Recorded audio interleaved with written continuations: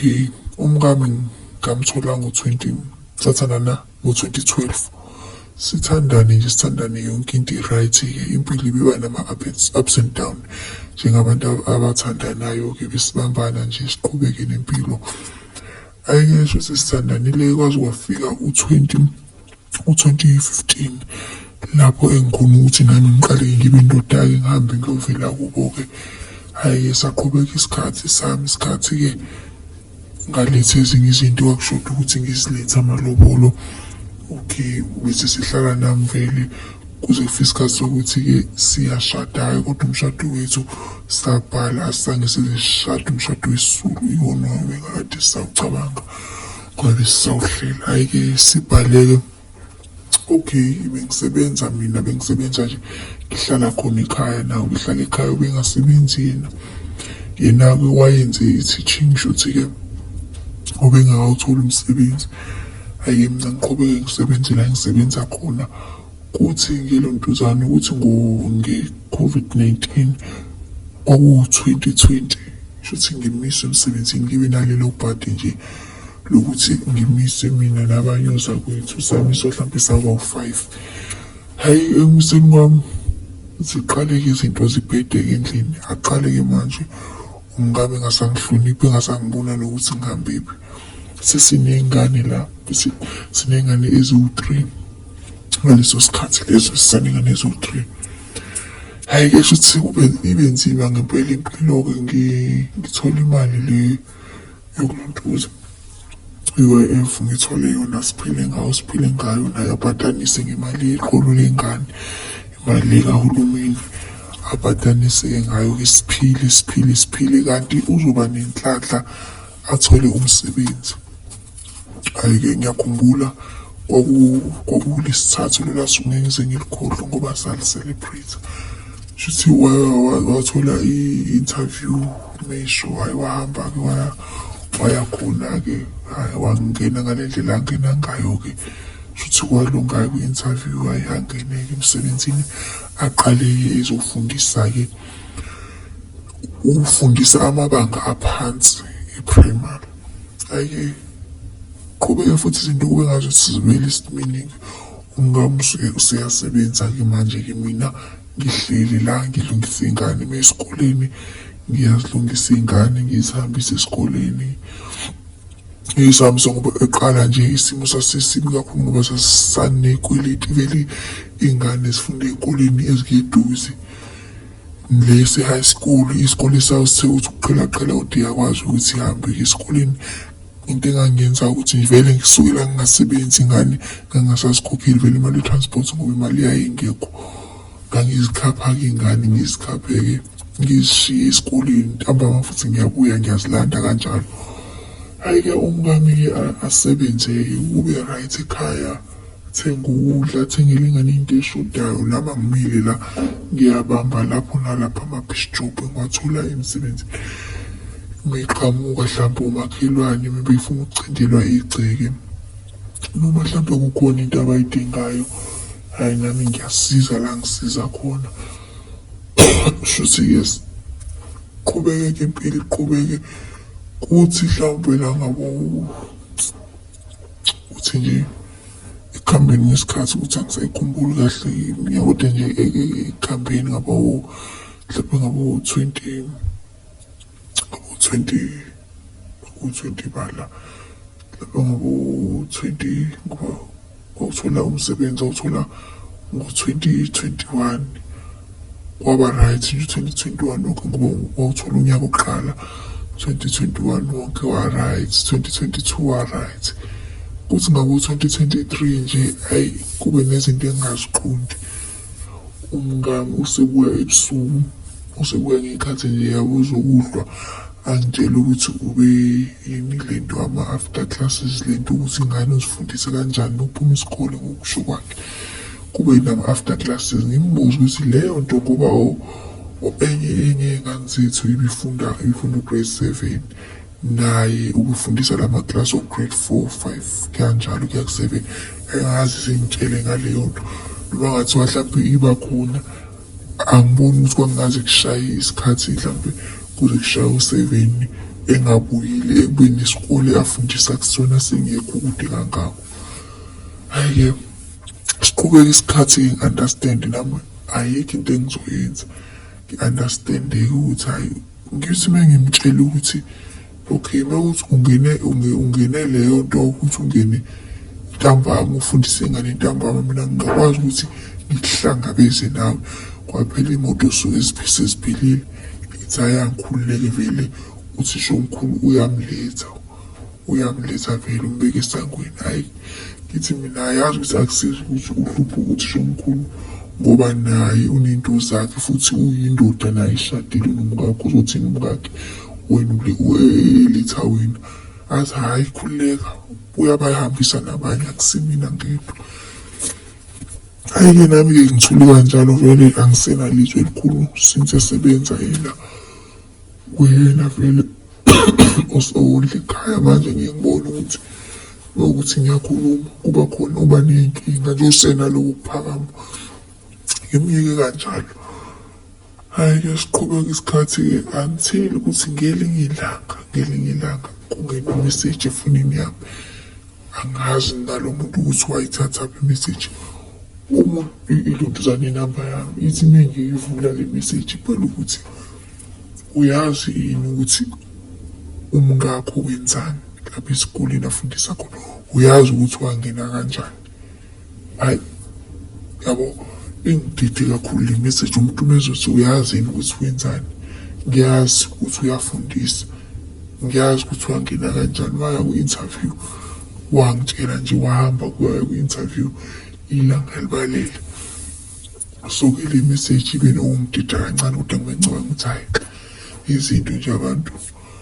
Hhayi-ke shuthi kuphele nje amasonto ngimkhombise le meseji hhayi angayinakazi. Hhayi abantu sebeqalile umona wabo nami ngingayinaki. Hhayi kuphinde futhi ngingene ithi le uma ukuthi uyamthanda umngakho kuzomele umlandele kuzomele ukuthi ume esikoleni umbheke ukuthi ubani umlandayo ume esikoleni umbheke ukuthi ubumbuyisa ulandela nokuthi before eze lapho baqalaphi. Hhayi iphinde futhi ngikhathaze hhayi ngiqale ngifonele le namba ngithi ngiyayifonela ayidrop ngithi ngiyayifonela ayidrop lo muntu ilontuzane ikholi yami ngingasamkhombisi-ke lesi engiyitholile. Hhayi manje sengiyaqala sengiyastreseka naye. Okay kade senze izinto zike zathi ukuba wesi manje use-right nje useyaphila nje useyilo muntu o-right yabo akusafani nalesa sikhathi lesikade ngingasebenzi naye engasebenzi akasenayo leya ndlela bese sengiphatha ngayo useshintshile nje khona nje into esishintshile ngayo kodwa into esengiyinothisile ekamereni usihlezi ekhathele akasafuni nje ukuthi senze izinto zabantu abadala befika nje usewumuntu okhathele ngazi ukuthi mhlawumbe ukuyithwela amasaka kasawoti.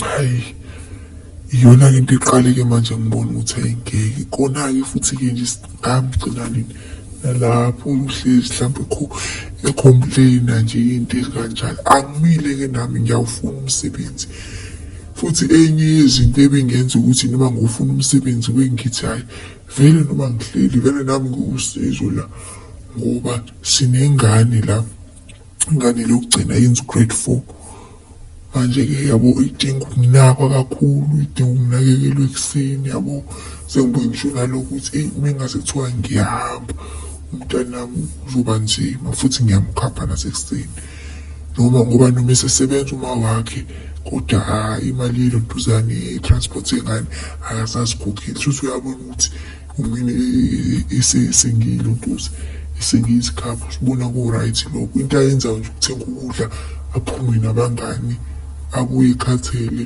nasendlini nje uma ngingamhluphanga into ey'ningi uba umuntu o-right yabo. Hhayi-ke silontuze-ke okay kube omunye umngane onemoto ngixoxela umngane nami umngane wami nginenkinga ikanje kodwa angamtsheli ukuthi kahle kahle umngane ngizole ukuthi uyajola ngithi nje yazi ngisole ngazuthi khona umuntu othreatenisha umngane manje ngifisa ukuthi simlandelele uma iya esikoleni noma mhlawumbe ebuya. Ngizokubona ngithi uyangazi hayi singahamba vele sisuka kude nawe ningongisiza ngawo kwanami ngimsize entweni ezithile ngidinga usizo lapha kakhe umnganami shuthi uyazisebenza-ke yabo unesikhathi nje sokuthi akangisiza ngale nto inkinga esenginayo ngiqale-ke manje siyamlandela-ke lesinothisisayo uyena yedwa owenza lama-after classes and uma sifika uyaphuma esangweni sokuyena nothisha omkhulu shuthi bayahlala shuthi kuze angazi bafundisa abantu noma mhlawumbe into ebebeyintidisa ukuthi emva kokuthi ziphume iy'ngane kuba khona abantu abadala abangenayo ngicathi kunesikole sabantu abadala lesi sibizwa ngo-abase kube nabantu abangenayo ubhuti kanje. Emva kwalokho baphume, emva kwalokho umkami uzophuma emva kwalabo bantu kodwa iy'ngane azifundisayo lapho ngithi siyacutha siyahlala sizobona iy'ngane hhayi azikho iy'ngane into ephumayo nje ogogo laba futhi asazi nanokuthi bafundiswa obani ngoba khona nosisi nobhuti asazi ukuthi owumpungisi wami futhi ngifike ngimbuze ngelinye ilanga ngithi hawu mkami lapho esikoleni senu kunesikole sabantu abafuna ukuqedela umatrikini u-abet athi naye bakhona ngibuze ukuthi obaba abafundisayo hhayi angichazela ngathi umunye usisi kanjani hhayi ngibona ukuthi hhayi ngempela shuthi abafundiswa uyena ngoba uthi labantu abafundiswa u-abet abantu angaboni umisi basesikoleni abantu futhi bangaphandle abafikayo kanye nabo labo ngiqale ngibone ukuthi hhayi ukusho ukuthi shuthi khona into eshaya amanzi la. Hhayi-ke siqhubeke nomnganami manje ngiyafisa ukungena efonini yakhe ukuthi isikhathi asisafani funa kusene-password izinto wazishintsha sekwenzeka nje yonke into ngendlela yakhe. Okay-ke ngiphile-ke leyo mpilo-ke manje kwanami ngendlela kade sengiyinkinga ngakwangi ukuthola umsebenzi sengiyaqala manje ngiyazi ngiyeza ukuthi mhlawumbe yabo angindodaza lutho bese sengizinikeza kakhulu angiwutholi umsebenzi phezu kwakho lo ungawutholi umsebenzi ngomthwalo nje ishuthi wakhe ngokubona kwakhe ngoba kusho ukuthi uyengabambiseni nami mina ngamthwala ngisasebenza kodwa yena mase sekusebenza yena usenze izinto engingaziqondi hhayi ngimyeke kanjalo futhi ngiqhubeke nempilo ngi-understand into ey'ningi kuze kube ukuthi nami ngithole umsebenzi. Hhayi-ke ekutholeni kwami komsebenzi-ke ngithola umsebenzi shuthi-ke ngidrayiva ama-truck umsebenzi lo wawungilalisi vele ekhaya hhayi ngisebenze nje kahle ngisebenze kahle. Okunye-ke umsebenzi ngize ngawuthola last year ngisebenze izinto ebese sezenzeka bese kunokufika izinto kumina zithi umkami uyajula vele nami impho bese ngisibona ukuthi umkami uyajula kodwa kuwukuthi angikwazi ukuthi ngingakuthola kanjani lokho futhi nami kwelinye isayidi bese inhliziyo yami nokuxola ukuthi ayikho into engingayenza kwavele sekonakele futhi anginabo nanobufakazi lapho engizothi ngicabanga kakhulu kanti le nto akuyona. Hhayi-ke kuthe nje ngonyaka uphela nje unyaka odlula uphela ngisho ukuthi ngidicide ukuthi ngibuye ngize ekhaya. Hhayi-ke mengibuyile ekhaya njengenjwayelo-ke njengoba bengibuye ukuphela kwenyanga futhi kube nosuku nje besijabulele ngawo mina nomndeni wami futhi-ke umkami ubedlala ifoni ubedlala ilontuzane ube-connect-ile yabo edlala iy'ngoma hhayi futhi ifoni futhi engene ezodlulisa ingoma akhohlwe uyilokha hhayi mengena hhayi likhane ishintsha aphume likene ishintsha kanjalo ngivele ngingene efonini yakhe mengingena efonini yakhe hhayi ngifica yena lothishanhloko wala efundisa khona ngimfica nje uzifakile ku-WhatsApp, uzifakile uzenze i-P yakhe, uyakhuluma nomngama bayaplana, uyabuza ukuthi uhamba nini lowo ngulube. Mina sengungulube, ubizwa mina ngungulube. Uyaphendula lo uthi hhayi usezohamba. Hhayi ngiqhubeke ngifunde inkulumo yabo, ngifunde ngithole ukuthi hhayi cha, la bantu vele bayajula nje kakhulu, bayajula. Hhayi-ke ila ngiqale khona nami ukusesha-ke, angizaze ngibuze lutho ngaleso sikhathi. Ngiqale ukusesha ngiyabona nje ngathi angibonanga lutho. Qale ukusesha ngize ngifike nani, uyazi ukuthi uma ukuthi abantu ngeke baze bakuthande ngokomsebenzini, ngize ngifike ngize ngithole omunye untombazane asebenza naye yena umngani, omunye umisi nje ngimthole. Shuthi-ke ngimbuze kabanzi ngomngani, hhayi washiya selikhohliwe.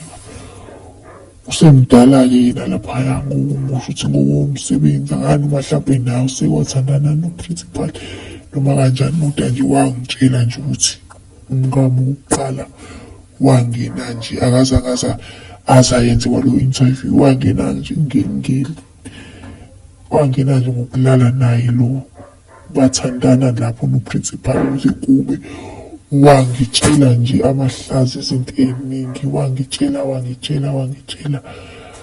Okay, ngizamile-ke ngahamba ngawo-confront umngami-ke manje, ngamtshela ukuthi sengiyazi, angizaze ngimtshela ukuthi ngizwe ngoba, ngamtshela yonke into, ngamtshela ukuthi efonini yakho ngayo yonke into ngayibona efonini yakho, and izinto bengizizwa bengifuna ukuthi wena ngelinye ilanga uzongitshela, kodwa okhombisa ukuthi awuzange uzofikele lowo nembezi ukuthi ungitshele. Shuthi unamanje ngisaqhubeka nalolu phuzane.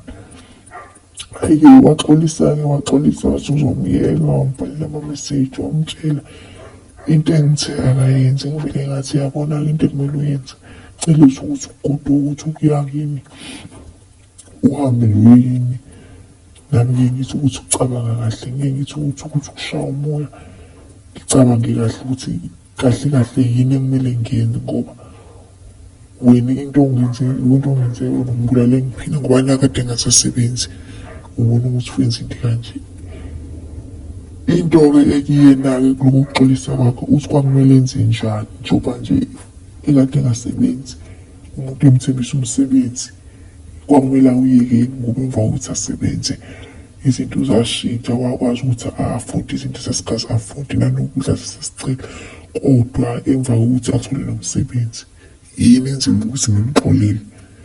Manje angazi ukuthi into engayimisa kanjani, engenhliziyo ithi angimxolele, enye futhi sayingamxoleli ngoba lento ayenza ngibuhlungu. Noma isibeki isizathu sakho ukuthi ngoba ngangingasebenzi, kwangekho umuntu ukwazi ukuthi asondle, athenge izinto zey'ngane nazo zonke iy'dingo zasendlini. Angazi ukuthi ngenze njani, yabo nje lento isangimangazi-ke, angazi. Selokhu nje ngimxoshe nje benini, uhambe nje emasontweni ambalwa adlule. Lento ngayithola kahle ngoDisemba efonini yakhe, kodwa-ke ngize sengibuza komunye uthisha asebenza naye, sengibuza ngoJanuwari bevalile ey'koleni. Ngabuza ngamnika isikhathi nje ngoba naye waqale walungitshela, kodwa la ngitshela khona usengitshela vele sebebuyele esikoleni. Hhayi-ke ngadicide ukuthi angilontozi. Ilesibili manje lesonto leli sikulona ngimxoshile. Sengidicide kona ukuthi hhayi angimiyeki. Angithi ukuthi umyeka athi ukuya ngakubo mhlawumbe ucabanga kahle, ngoba noma evuma icala lakhe ubuye futhi abe nokuzithethelele ukuthi yena pho kwakumele enze njani.